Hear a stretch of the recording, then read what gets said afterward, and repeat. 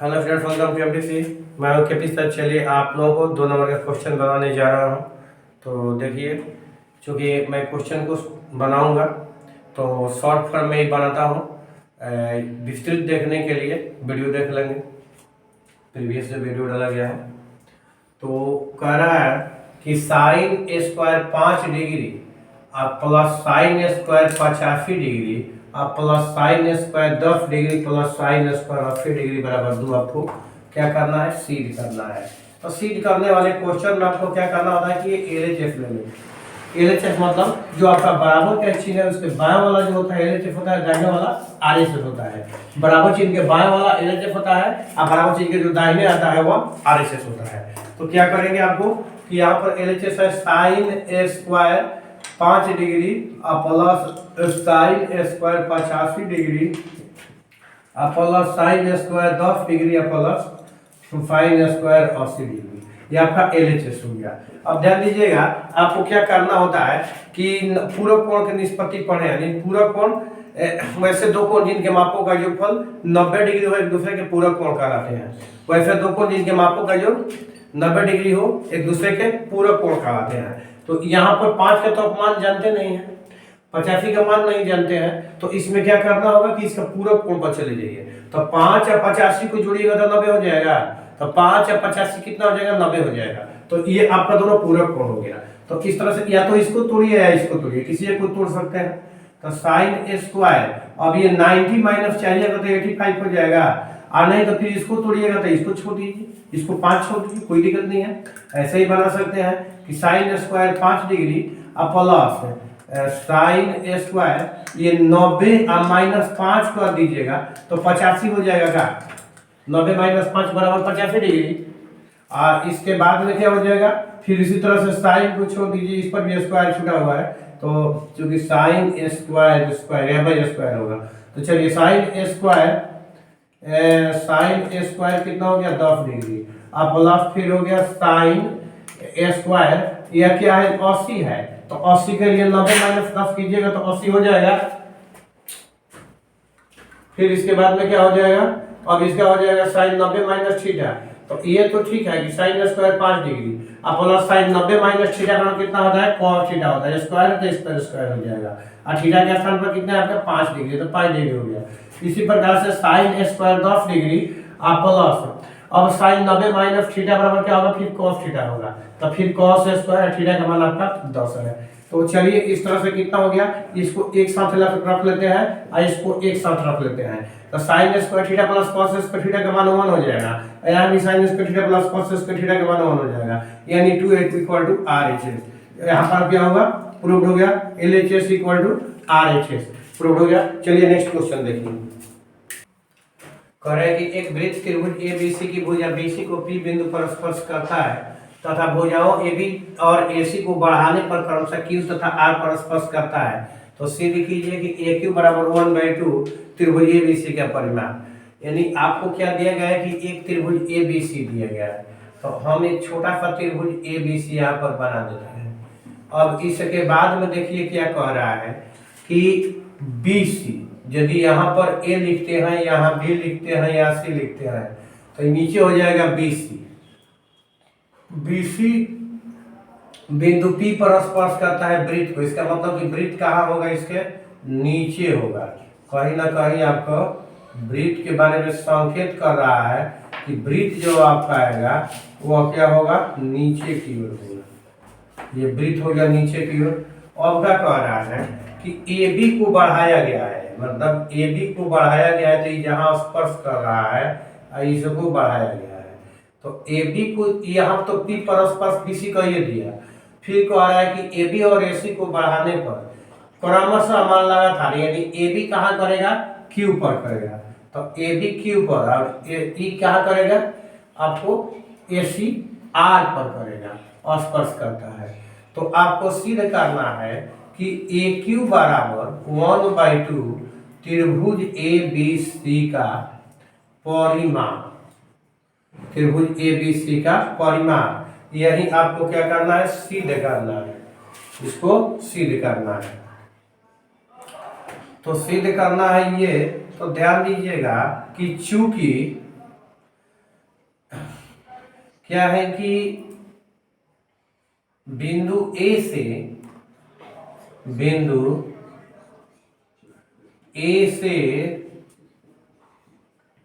ए Q तथा A R वृत्त की स्पर्श रेखा है। क्या है? स्पर्श रेखाएं हैं। तो यदि स्पर्श रेखा है तो वृत्त के स्पर्श रेखाएं क्या करती है? वृत्त के स्पर्श रेखाएं क्या होती है? बराबर होती है। कब? जब वृत्त के बाहरी भाग से खींची जाए। तो अर्थात वृत्त के बाह्य बिंदु से वृत्त पर खींची गई स्पर्श रेखाओं की लंबाइयां समान होती है। वृत्त के बाह्य बिंदु से वृत्त पर खींची गई स्पर्श रेखाओं की लंबाइयां समान होती है। तो इसलिए ए क्यू बराबर ए आर आपका हो गया। इसी प्रकार, ठीक इसी प्रकार देखिएगा तो बी क्या होगा? वृत्त के बाहर बिंदु है और यहाँ पर बी क्यू और बी पी स्पर्श कर रहा है। तो क्या हो जाएगा? बी क्यू बराबर बी पी हो गया। तथा अब इसी तरह से देखिए यहाँ सी बाह्य बिंदु है और सी से खींची गई रेखा जो होती है सी पी और सी से खींची गई रेखा सी आर, ये दोनों स्पर्श कर रहा है। तो स्पर्श कर रहा है तो हो गया सी पी बराबर सी आर।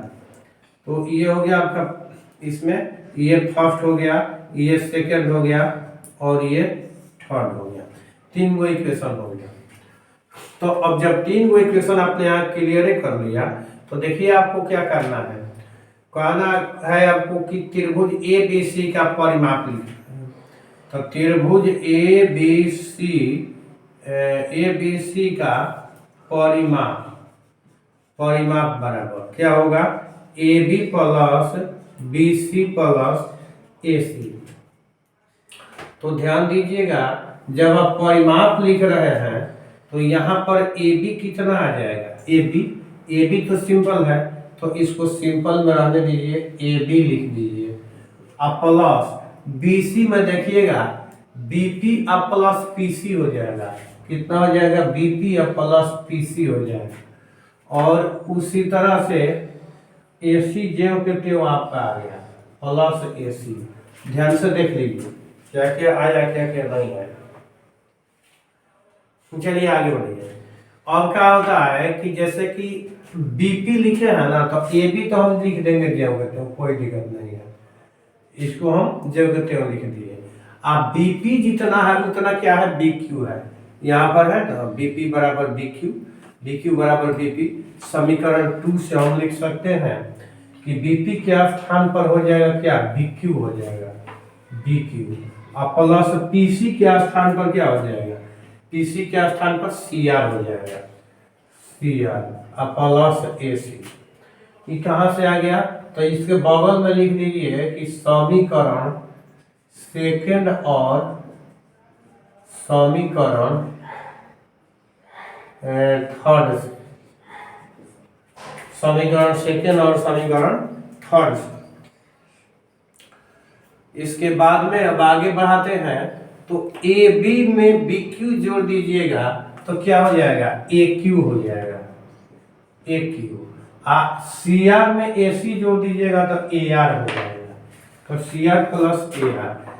अब देखिएगा ए आर बराबर कितना हो गया? ए क्यू है, यानी ए आर और ए क्यू इक्वल टू है। तो ए क्यू प्लस ए क्यू हम लिख देते हैं समीकरण फर्स्ट से।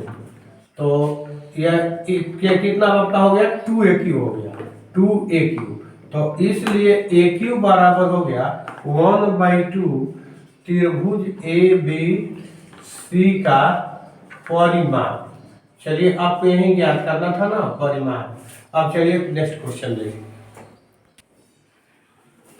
निम्नलिखित बंटन का बहुलक ज्ञात करें। यहाँ पर आपको क्या पूछा जाता है? बहुलक ज्ञात करना है। तो बहुलक ज्ञात करने के लिए आप लोगों को सूत्र याद होगा कि बहुलक किस तरह से ज्ञात करते हैं। तो इसमें आपको कुछ नहीं करना है, क्वेश्चन देकर क्वेश्चन नंबर डाल करके और उसका आंसर लिख सकते हैं। और इससे डाटा चाहेगा तो डाटा बना सकते हैं इसमें, क्योंकि डाटा को अलग से बनाना नहीं है, इसी डाटा पर आपका बहुलक निकल जाएगा। तो इसमें आपको परेशान होने की जरूरत नहीं है। यदि क्वेश्चन आ जाए परीक्षा में तो क्वेश्चन नंबर आप डाल दीजिएगा, किस तरह का आपका क्वेश्चन है। हाँ, जो आपका बुकलेट का क्वेश्चन नंबर होगा वही डालिएगा। बुकलेट परीक्षा में जो मिलता है उसका क्वेश्चन नंबर डाल, दूसरा क्वेश्चन नंबर डालिएगा और उसको डाल करके उसका आंसर आप लिख सकते हैं। पहले तो ये देखना है कि बहुलक वर्ग क्या होगा।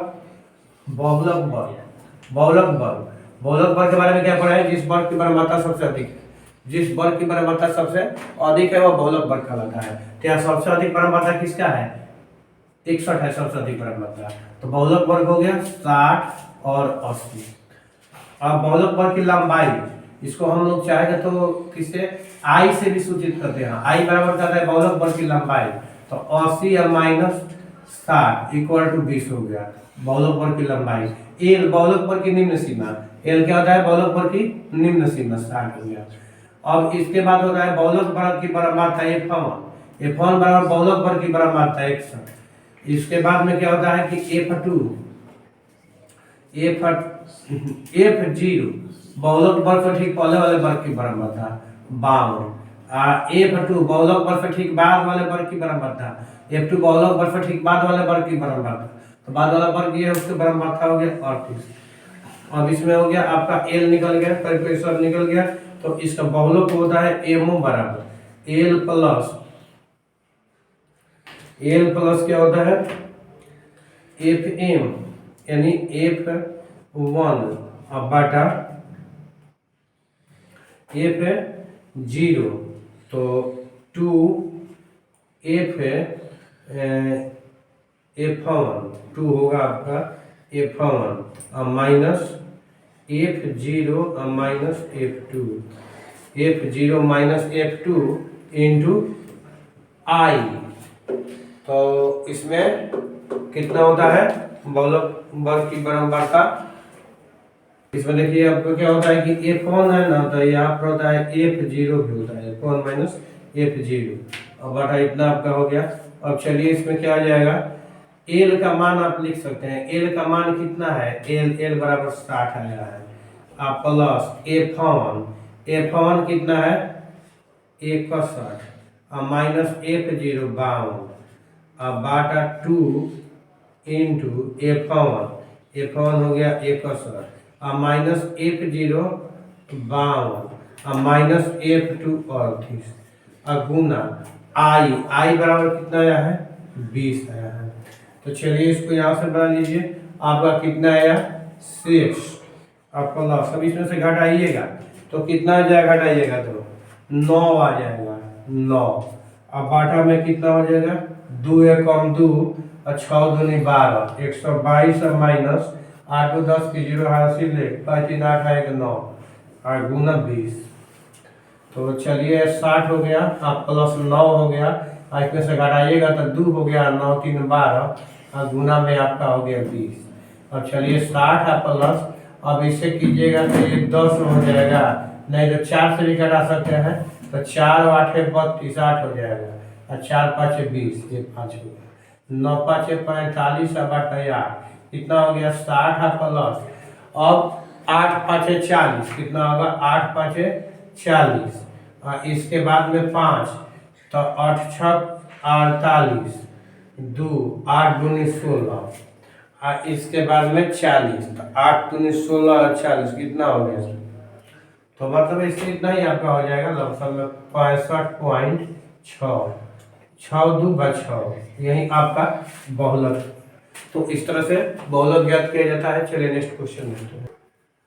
कह रहा है कि द्विघात बहुपद 6x² माइनस 3 माइनस 7x के शून्य ज्ञात करें तथा इनके शून्यकों और गुणांकों के बीच संबंध की सत्यता की जांच करें। आपको क्या करना है? इसका शून्य ज्ञात करना है, शून्यकों और गुणांकों के बीच संबंध की सत्यता की जांच करनी है। तो देखिए कि पहले आपका जो है यह जो समीकरण दिया गया द्विघात के रूप में इसको रख लीजिए, x² माइनस 7x माइनस 3, और ये द्विघात समीकरण के रूप में हो गया। अब इसमें a बराबर कितना हो जाएगा? x² का गुणांक होता है 6, a बराबर x² का गुणांक 6 और b बराबर क्या होता है? bx का गुणांक, क्योंकि इसका फॉर्म जो होता है प्रारूप यानी कहिए तो ax² और प्लस bx प्लस c होता है। तो ax² का गुणांक a बराबर 6 हो गया, अब bx यानी इसका x का गुणांक, तो x का गुणांक यहाँ पर प्लस में होना चाहिए, तो b क्या है? यहाँ माइनस में हो जाएगा, तो माइनस 7 लिख दीजिएगा और c भी प्लस में यहाँ माइनस। सी बराबर आपका -3 हो जाएगा। तो गुणांक में संबंध स्थापित करने से पहले आपको एक चीज देखना होता है कि पहले कह रहा है कि इनके शून्य ज्ञात करें, तो पहले आप शून्य ज्ञात करेंगे तब इसका संबंध स्थापित करें। पहले क्या करेंगे, शून्य ज्ञात करेंगे।